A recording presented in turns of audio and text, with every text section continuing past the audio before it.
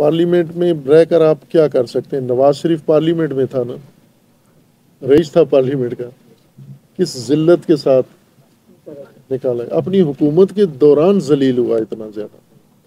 عمران خان آپ کے سامنے کی مثال ہے نا، کل کی مہینہ 2 مہینے پہلے کی مثال، کیا ذلت کے ساتھ اس کے ساتھ ہوئی۔ پہلے بھی آپ کی شادی میں ڈسکس کیا ہوتا ہے بھائی میں جب ہم آئے تھے، یہ اس کی صحیح طرح ہمیں پہچان نہیں ہے۔ اگر ہم اس کو الگ کر کے اپنے آپ کو سیاست سے اور اس مطلب کہ گندی سیاست سے ہم اپنے مسائل کس طرح وہ حاصل کریں گے؟ یہ ہم تو جانتے ہیں، آپ سے ہم نے سنا ہے کہ مہدویت کا راستہ اپنا اور اپنی امام کی طرف رجوع ہو۔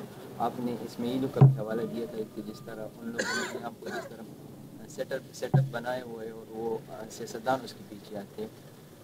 آج سب اگر ہم اس میں دیکھیں نا تو لبنان کا مثال ہمیں لوگ دیتے ہیں، اس چیز پہ تھوڑا سا صحیح اگر ہم کو پتہ لگ جائے یہ مہدویت ایک مطلب کہ سخت اور مضبوط چیز ہے، اور اس پہ ہمیں اس طرح نہیں پہنچ سکتی جس طرح آپ پہنچ سکتے۔ اگر آپ کو یہ آسان لگتا، آپ یہ کہتے ہیں نا کہ ہم اس گندی سیاست، جب کہتے ہیں سیاست تو مقصود گندی سیاست ہوتی ہے، اس گندی سیاست سے ہم الگ ہو جائیں تو پھر مشکل یہ پیدا ہوتی ہے کہ ہم اپنے مسائل کیسے حل کریں گے۔ ابھی تو ہم ہیں نا گندی سیاست میں ہیں، ابھی کتنے مسائل حل کر لیے آپ نے گندی سیاست کے ذریعے؟ پورے پاکستان میں بتا دیں کہیں بھی ہم نے اس سیاست کے ذریعے سے کوئی مسئلہ حل ہوا ہے ہمارا؟ پارا چنار بارڈر سے شروع کریں آپ کوئٹہ تک، تفتان تک، ہم یہ اوپر سے بولتے ہیں کہ آپ ایسا کوئی راستہ دکھائیں، مطلب کہ اگر ہم اس نہیں ٹھیک ہے، ہمارے پاس نہیں ہے راستہ۔ جو لوگ کہتے ہیں نا کہ سیاست میں رہنا ضروری ہے تاکہ اپنے مسائل حل کر سکیں، تو ابھی تک 75 سال تو ہم رہے نا اس سیاست میں، مسائل جتنے حل ہوئے ہیں وہ بتائیں نا، کتنے مسائل حل کر چکے ہیں ابھی تک؟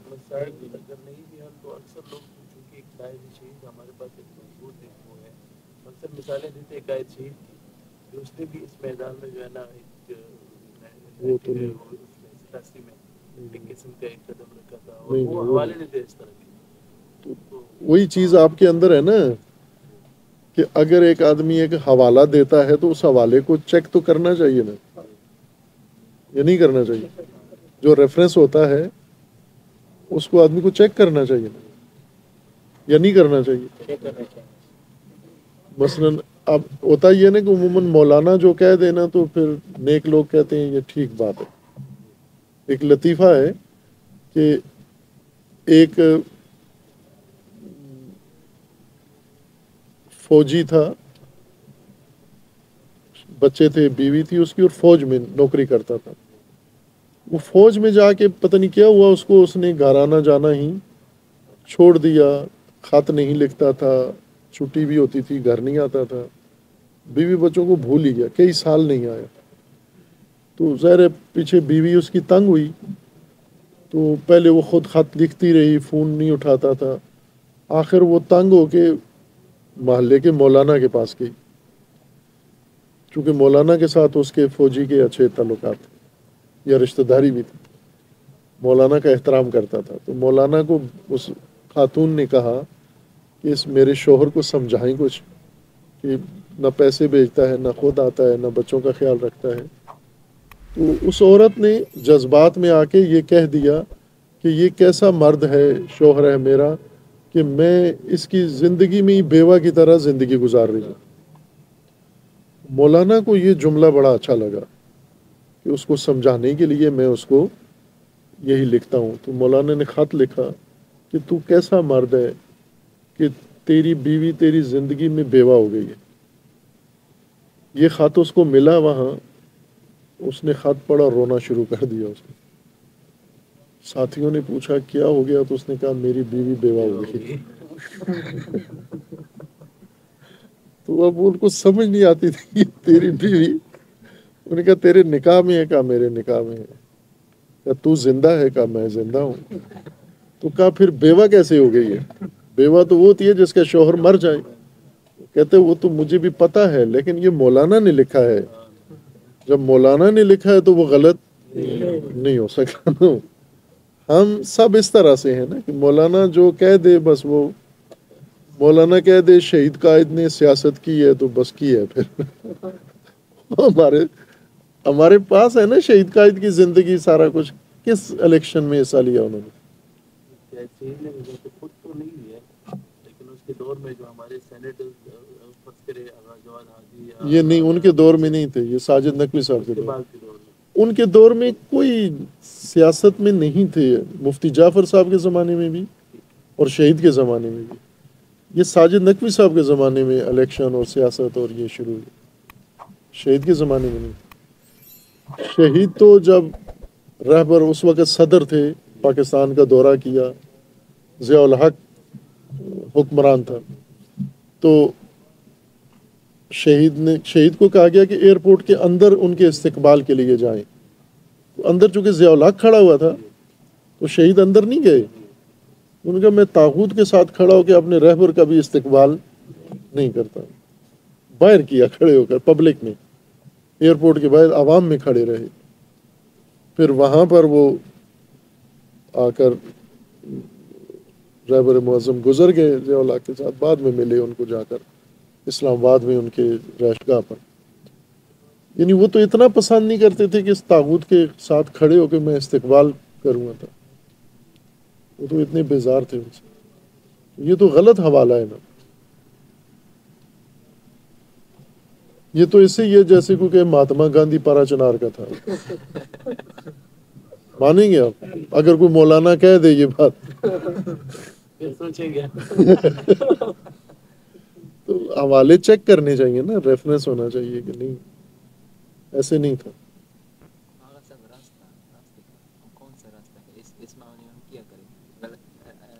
یہ راستہ تو بعد میں نا، پہلے تو دلیل کو دیکھیں نا. جو دلیل دی ہے کہ گندی سیاست میں ہمارے لیے رہنا ضروری ہے چونکہ ہمارے مسائل حل نہیں ہوتے. ٹھیک ہے، اگر یوں ہوتا ہے مسائل حل ہوتے ہیں تو پھر رہنا چاہیے. میں بھی کہتا ہوں رہنا چاہیے، لیکن پہلے کوئی مسئلہ تو بتائیں نا جو آج تک حل ہوا ہے. میں سمجھتا ہوں جس طرح میں پولیٹیکل سائنس کا اسٹوڈنٹ ہوں، اگر ہم اسمبلی سے سیاست میں اسمبلی بنتی ہے، اگر ہم اسمبلی سے ہٹ گئے مطلب کہ جدا ہو گئے اور اس میں کوئی قانون پاس ہو، کم از کم مزاحمت تو ہو رہی ہے نا اسمبلی میں. کوئی نہ کوئی ایک کبھی کبھار ایسے بندہ آ جاتے کہ کچھ نہ کچھ کہہ دیتے یا وہ مثال سامنے لائے نا. جو اسمبلی میں قانون ہم نے روکا ہے، پاس نہیں ہونے دیا، یا کوئی پاس کروایا ہے اپنے حق میں، وہ کوئی مثال تو سامنے لائے نا. ہاں صاحب، اگر اسمبلی کوئی قانون پاس کرنا چاہے، اگر اس اسمبلی میں ہماری کوئی نمائندگی ہو، میں یہ کہہ رہا ہوں ابھی تک نہیں ہے، لیکن اگر ہم سیاست میں داخل ہو، اگر یہ سسٹم ابھی تو آگے بھی وہی ہوگا نا جو پہلے ہو چکا ہے نا. جو پہلے ہو چکا ہے آگے بھی ایسا ہی ہوگا نا. اگر ہمارے بندے مطلب کہ جس طرح ہم ہمارے بندے رہے ہیں نا اسمبلی میں، سینٹ میں بھی رہے ہیں، انہوں نے کیا قانون پاس کروائے اور کیا قانون روکے ہیں انہوں نے. ابھی موجودہ اسمبلی میں بھی کافی شیعہ ہیں نا، تو کہاں انہوں نے یہ کام کیا ہے وہ بتائیں نا. وہ اگر وہ نمونہ ایک بھی مل جائے ہمیں جواز مل جائے گا، پھر آئیں گے اسمبلی میں. چونکہ پہلے اسمبلی میں آنے سے یہ فائدہ ہو چکا ہے ہمارا. ہم اس کو اگر آغا صاحب ٹرین کر کے بھیج ادھر، اس کو چتوائے. اب جواد عادی صاحب سے اور عابد حسینی صاحب سے زیادہ ٹرینڈ آدمی تو نہیں ملے گا نا. وہ تو بہت ہائی کوالیفائڈ دونوں. کتاب میں لکھ رہے ہیں مختلف شان کی گستاخی میں لکھے ہوئے، ابھی تک مسئلہ نہیں ہوا ہے. 9-10 کتاب میں کہ KPK کی اسمبلی میں ہمارے کتنے بھی.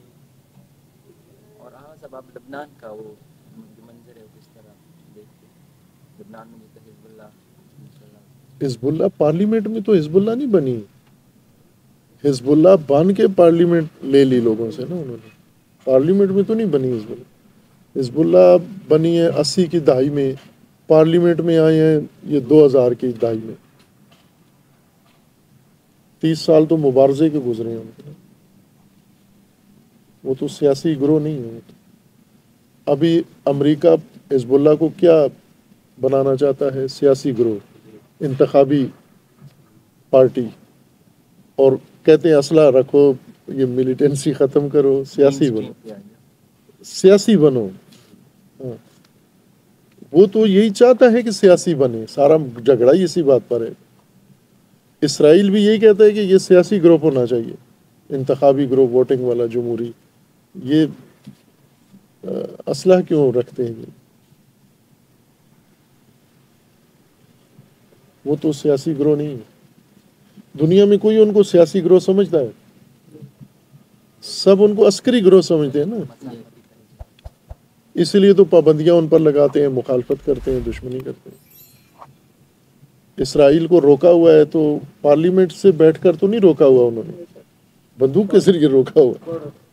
ابھی آپ نے طالبان کو روکا ہوا ہے پارلیمنٹ کی وجہ سے، یا پہلے جب انہوں نے حملہ کیا تھا، محاصرہ کر لیا تھا، تو کیسے دفاع کیا آپ نے؟ پارلیمنٹ میں بیٹھ کر۔ تو یہ یہاں ہو سکتے ہیں اگر پاکستان میں اس طرح اس طرح آپ دیکھیں نا، آپ کے پاس ایک راستہ ہے جس کو آپ چلنا نہیں چاہتے، آپ نے طے کیا ہوا کہ وہ نہیں چلیں گے، ہمیں کسی اور سے ہی جمہوریت سے ٹکٹ ملنا چاہیے۔ آپ کے پاس امامت ہے، آپ امامت کو فالو نہیں کرتے، اس طرف آتے ہی نہیں ہیں آپ۔ اگر آپ امامت کو فالو کریں تو بہت مضبوط بھی ہو جائیں گے، پھر جتنی سیاسی پارٹیاں ہیں وہ سب آپ کی مٹھی میں آ جائیں گی، آپ کے قدموں میں آ جائیں گی۔ یہ لوگ علی ابن یقین کا حوالہ دیتے تھے، وہ بھی چلے گیا تھا۔ وہ دیکھیں نا، علی ابن یقین ہر آدمی جو کسی فاسد نظام میں جا بیٹھے تو وہ علی ابن یقین نہیں ہوتا۔ ہاں، علی ابن یقین جاب نہیں کر رہا تھا، وہاں نوکری کے لیے نہیں گیا ہوا تھا، نفوذی تھا۔ نفوذی کہتے ہیں نا کسی گروپ کا بندہ کسی گروپ میں بیس بدل کے چلا جائے۔ تو آپ تو جاتے ہیں جاب کرنے، نوکری کرنے، یا اس کا حصہ بننے فساد کا۔ پارلیمنٹ میں رہ کر آپ کیا کر سکتے ہیں؟ نواز شریف پارلیمنٹ میں تھا نا، رئیس تھا پارلیمنٹ کا، کس ذلت کے ساتھ نکالا، اپنی حکومت کے دوران ذلیل ہوا اتنا زیادہ۔ عمران خان آپ کے سامنے کی مثال ہے نا، کل کی مہینہ 2 مہینے پہلے کی مثال، کیا ذلت کے ساتھ اس کے ساتھ ہو۔ آپ کیا کرو گے جب اتنے طاقتور پارٹیاں نہیں کچھ کر سکتی پارلیمنٹ میں؟ نواز شریف اور اس کی جماعت پارلیمنٹ میں جیتے ہوئے اتنے مضبوط، خود بھی ذلیل ہوا، جیل گیا، بھائی بھی جیل گیا، بیٹی بھی جیل گئی، ملک سے باہر چلا گیا، واپس ہی نہیں آ سکتا۔ تو پارلیمان سے اگر مسائل حل ہوتے تو پہلے تو یہ لوگ کرا لیتے نا اپنے مسائل۔ یہاں سے ہمیں نہیں سمجھ میں آتی بات کہ یہاں بیٹھ کے کیا مسائل حل ہو سکتے ہیں۔